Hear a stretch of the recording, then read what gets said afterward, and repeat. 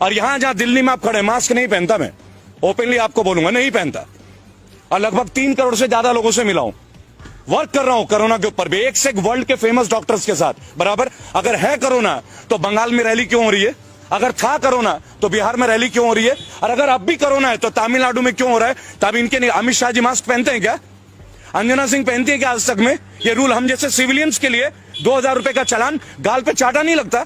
क्या दे दिया हम लोगों को? ब्यूटी पार्लर वाले घर बैठे रहे, टैक्सी वाले घर बैठे रहे, कोचिंग इंस्टीट्यूट वाले घर बैठे रहे, जिम चलाने वाले घर बैठे रहे, एक का भी किराया रुका गया, लोग बर्बाद हो गए, बर्बाद हो गए। उनके लिए बैकअप पैकेज रहा, इन्होंने बोला मुद्रा लोन दे दिया। चलिए आप पत्रकार हैं, 100 युवक ले लीजिए जो पोस्ट ग्रेजुएट हो, मैं तो गोल्ड मेडलिस्ट हूं, 100 गोल्ड मेडलिस्ट लेके आता हूं, बताइए कौन से बैंक में चलूं? आपको एक को मुद्रा लोन नहीं मिलता, कारण बैंक वालों को कोलैटरल चाहिए। Collateral, what is collateral? कि लोन तब देंगे जब आपके पास बैकअप रहेगा, जबकि गवर्नमेंट ये कहती है ये उन यूथ के लिए ये परियोजना है जिनके पास कुछ नहीं, अच्छी विचारधारा, हम एक प्रोजेक्ट उनको देंगे। Where is that project?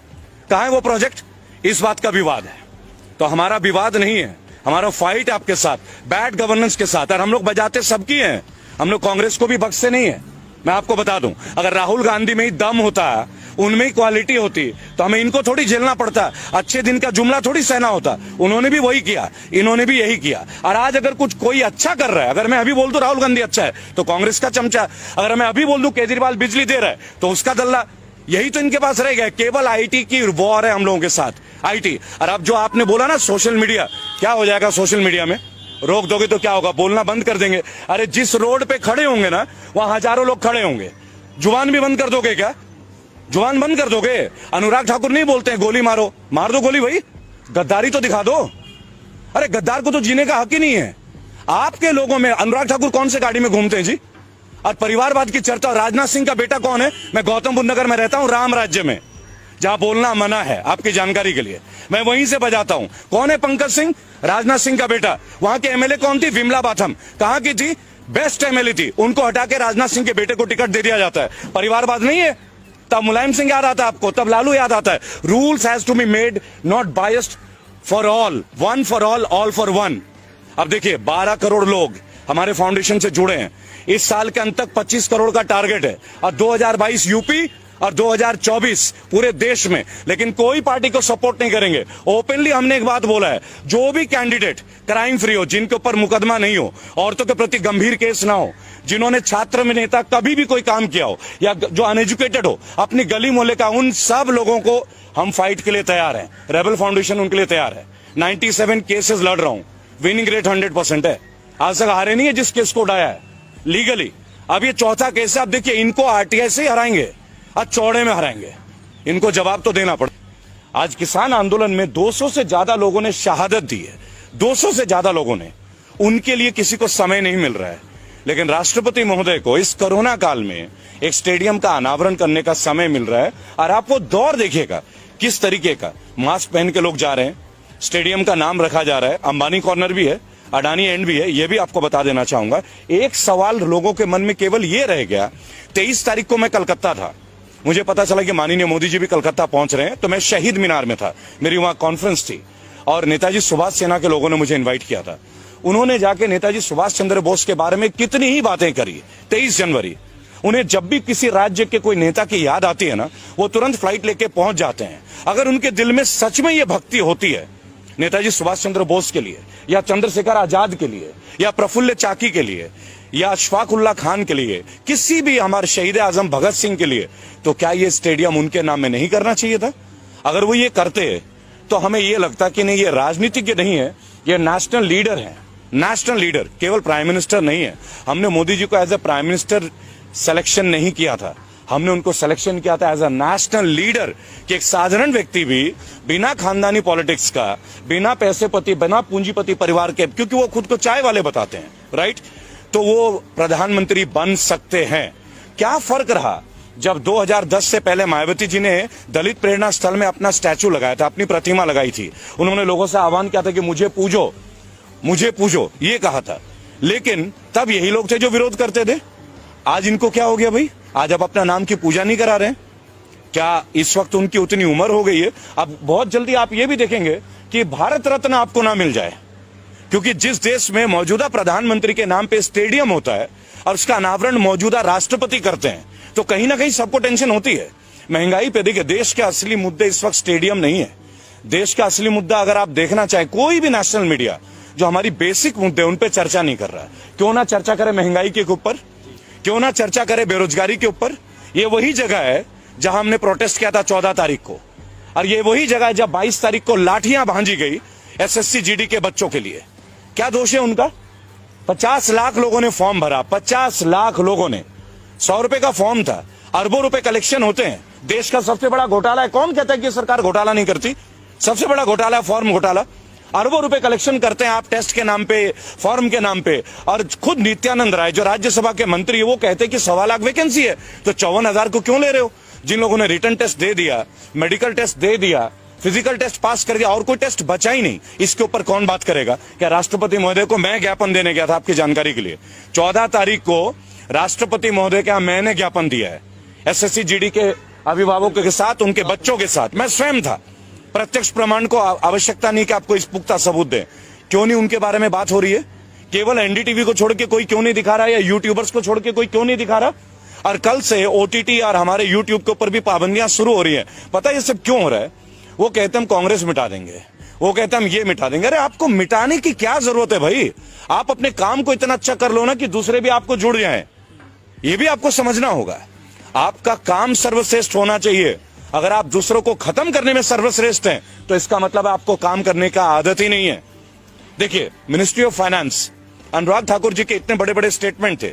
आज से 3 दिन पहले आप गूगल पे देखें, चाइना की कंपनीज को 50 प्रोजेक्ट को अब यस सिग्नल मिलने वाला है। ऑफिशियल है, मैं आपको कोई भी मनगढ़ंत बातें नहीं बताता। अब ये 50 जो प्रोजेक्ट है, परियोजना है, उधर गलवान घाटी में हमारा चल रहा है। पिछले 1 हफ्ते से आप देख रहे होंगे कि चाइना के अधिकारी निरंतर हमसे बात कर रहे हैं। क्यों बात कर रहे हैं भाई? हम क्यों बात कर रहे हैं उनके साथ? हम वास्तविक जो नियंत्रण रेखा है उसके ऊपर हमें बात करने की आवश्यकता क्या है? जो हमारा है वो तो हमारा है ना, इसके लिए हमें बात करने की क्या जरूरत है? अंतर्राष्ट्रीय लाइन ऑफ एक्चुअल कंट्रोल और लाइन ऑफ कंट्रोल ये आज से तो है नहीं, कोई आजादी के वक्त से है ना। ब्रिटिशर्स ने इस लाइन को खींचा था, तब हमने माना था।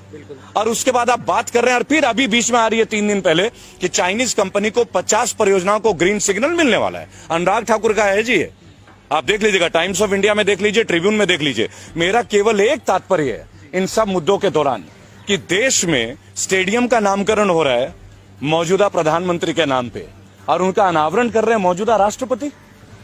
वो राष्ट्रपति महोदय जिनको 200 लोगों की शहादत पे वक्त नहीं मिल रहा है, वो राष्ट्रपति महोदय जिनको मुरादनगर में एक, आप बोलते हैं ना कि हम प्राइवेटाइज का विरोध क्यों कर रहे हैं, आपको उदाहरण देंगे कि क्यों हम लोग उदाहरण दे रहे हैं कि आपको सरकारी संपत्ति आप क्यों बेच रहे हैं, उसके ऊपर उदाहरण है।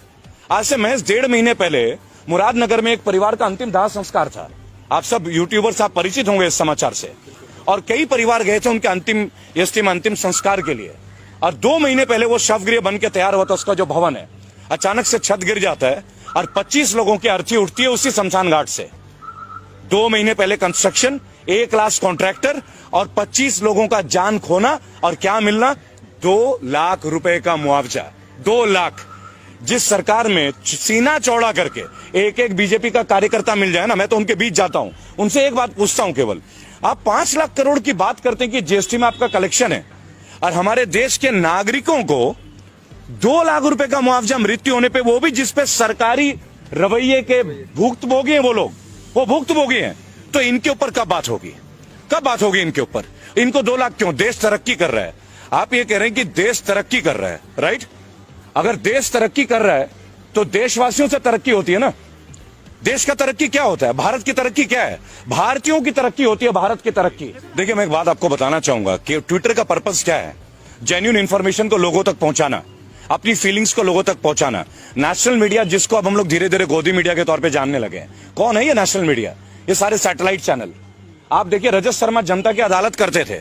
क्या रजत शर्मा ने कभी ये नहीं सोचा कि एक बार बाबा रामदेव से पूछे? ये वही बाबा रामदेव है जिन्होंने कहा था कि 30 रुपए में पेट्रोल मिलना चाहिए। ये वही बाबा रामदेव है जिन्होंने बोला था काला धन वापस आना चाहिए। देखिए, हम मोदी जी के हर चीज के खिलाफ नहीं है, कभी भी नहीं है, और व्यक्तिगत तौर पे तो उनके खिलाफ कभी भी नहीं। हम आज भी मोदी जी बोलते हैं, पूज्य नहीं बोलते, माननीय प्रधानमंत्री है। लेकिन अगर आपकी पॉलिसीज हमें तोड़ती हैं, अगर आपकी पॉलिसीज से लोगों का बेरोजगार का स्केल आउट डाउन हो रहा है, तो क्वेश्चंस तो उठेंगे, सवाल तो उठेंगे। और अगर आप में क्षमता है, आपके मंत्री में क्षमता है, तो आप उन सवालों का हमें जवाब दे दें। आप हमें जवाब दे दीजिए, हम संतुष्ट हो जाएंगे। आप हमारे सवालों का जवाब नहीं दे रहे, आप आरटीआई का जवाब नहीं दे रहे। जो आरटीआई, देखिए सबसे बड़ी बात क्या है, हमारे पास एक पावर था, राइट टू इंफॉर्मेशन। मैं खुद एक आरटीआई एक्टिविस्ट हूं। आज आरटीआई के जवाब मुड़ के नहीं आते, मुड़ के नहीं आते। क्यों नहीं आते भाई?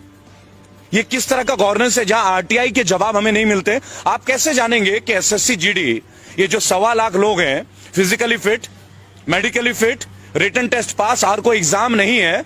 3 इयर्स पहले इनका टेस्ट हुआ 2018 में।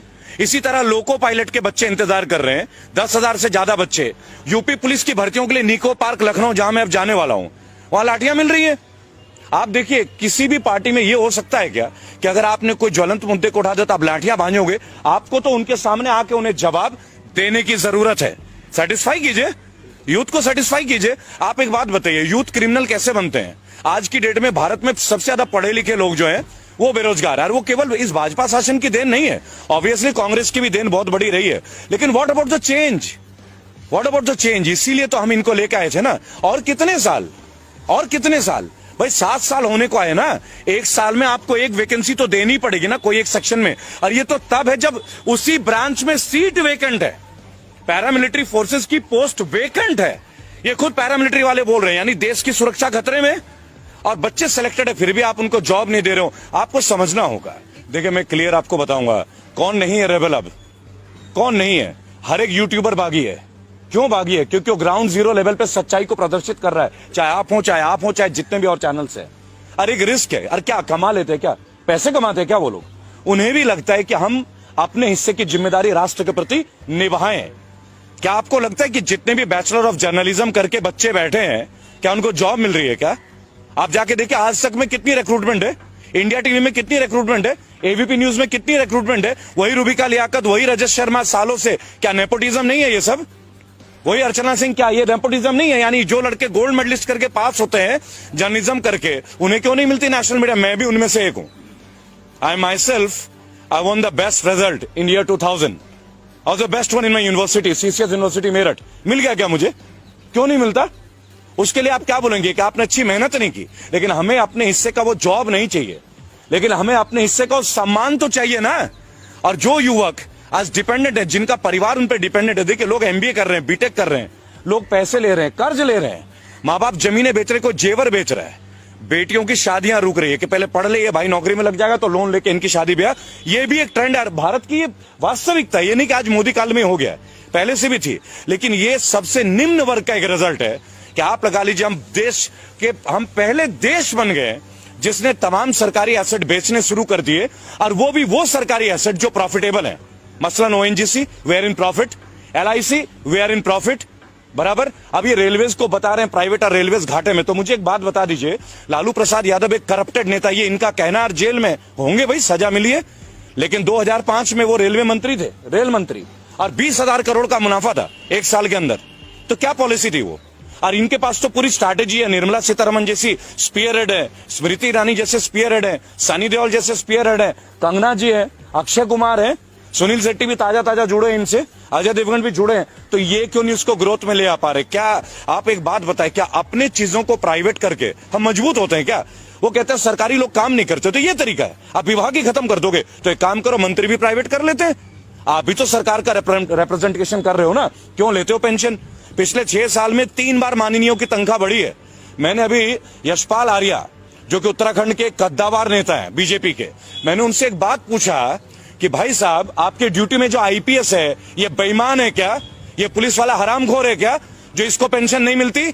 आपने ईमानदारी कैसे, कौन सा खड्डा खोदा है जो आपको 3-3 पेंशन मिल रहा है? जब आप पार्षद थे तब 1, एमएलए थे तब 2, एमपी बने 3 और मंत्री बने 4। यानी आईपीएस के लिए जो 10 साल रगड़ रहा है अपना, दिल्ली में आके कोचिंग ले रहा है, घर से पैसे भीख मांग के ला रहा है, वो ईमानदार नहीं है। और आप जो व्हाइट कुर्ता पजामा पहनते हो, आप ईमानदारी का ठंगा लेके, और आपके घर का हर आदमी बीएमडब्ल्यू और फॉर्च्यूनर के नीचे घूमता नहीं है। आप बता दीजिए, मोदी जी के काल में सैलरी बढ़ी नहीं है क्या? क्यों बढ़ी हुई सैलरी? अगर आप ईमानदारी का परिचय देते, घटाइए ना, एनपीएस उन पे भी लागू कीजिए, पेंशन बंद कर दीजिए। हम आपके साथ खिलाफ नहीं है, सख्त आपकी विचारधारा को समर्थन करेंगे, लेकिन एक कंडीशन है। 5 सवाल है। देखिए, आप लोग इतने सवाल पूछते हैं ना, 5 क्वेश्चन पे हमारे साथ आके डिबेट पे आ जाइए। Only 5 question. पहली बात, एम्प्लॉयमेंट के ऊपर बात करते हैं। फर्स्ट, एम्प्लॉयमेंट के ऊपर बात कर लेते हैं, केवल एम्प्लॉयमेंट।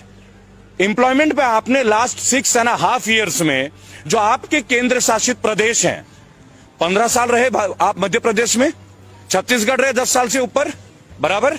स्टैट्स के साथ बात करूंगा, जुबानी बात नहीं करूंगा, पूरा स्टैट्स है। आरटीआई एक्टिविस्ट हूं, 27 बार की जेल की यात्रा है सर, और भक्त रहा हूं मोदी जी का, कड़ा भक्त। कई लोगों से लड़ाई लड़ी है, अब इसलिए हिम्मत मिली कि उनके सामने भी लड़ने की। आज जो बच्चे बैठे हैं 1.25 लाख और आए हुए हैं गुरुद्वारे में, उनको फेस कीजिए ना, उनको बताइए ना उनकी ज्वाइनिंग क्यों नहीं दे रहे हैं। Medical fit, physical fit, written test pass किया, कोई टेस्ट और बचा नहीं, तो जॉब क्यों नहीं दे रहे हैं? और आपके पास वैकेंसी है, क्यों नहीं दे रहे भाई उनको जॉब, बताइए। रेलवे के बच्चे बैठे हैं, लोको पायलट के 10,700, यूपी पुलिस के वर्दी का 2018 से इंतजार, 2015 के एसएससी के बच्चे, 2012 के बच्चे, कितने दिन आत्महत्या। आप लास्ट 3 महीने में 200 बच्चों ने आत्महत्या किया है। उनके मां बाप को दुख नहीं होता क्या? लोअर मिडिल क्लास फैमिली, कई ओवर एज हो गए, दोबारा गवर्नमेंट जॉब दे नहीं सकते हैं, सेलेक्टिविटी है। They have been selected but they haven't got their jobs and they won't get their jobs in this government. ये लड़ाई उनके लिए है, ये लड़ाई उनके